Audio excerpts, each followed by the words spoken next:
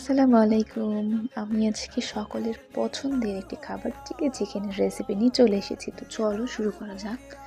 প্রথমে চিকেনগুলো ভালোভাবে ম্যারিনেট করে রেখেছিলাম আর সেটা হাই ফ্লেমে ফ্রাই করেছি যাতে বাহিরে ক্রিস্পি আর ভিতরে জুসি থাকে। তো এখন আলাদা কড়াইয়ে তেল দিয়ে রসুন কুচি, আদা কুচি, তেজপাতা আর জিরা দিয়ে ভেজে নিয়েছিলাম। আগে থেকে কেটে রাখা পেঁয়াজ দিয়ে কিছুক্ষণ রান্না করে নিয়েছি, তারপর ক্যাপসিকাম দিয়ে হালকা ভেজে নিয়েছি। অন্যদিকে হলুদ গুঁড়া, ঝালের গুঁড়ো আর লবণ পানি দিয়ে মিক্স করে রেখেছিলাম, ওই মিক্সটা দিয়ে ভালোভাবে নাড়াচাড়া করে নিয়েছি। এখন টমেটো সস দিয়ে 1 মিনিট রান্না করে নেব, তারপর ফ্রাই করা চিকেনগুলো দিয়ে দেব। ভালোভাবে কিছুক্ষণ রান্না করে নেব।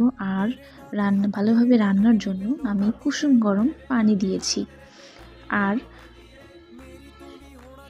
টেস্ট বাড়ানোর জন্য হালকা চিনি দিয়ে দিয়েছি। ব্যাস, কিছুক্ষণ রান্না করে গরম গরম চিলি চিকেন রেডি। ভিডিওটি ভালো লাগলে অবশ্যই লাইক কমেন্ট করবে।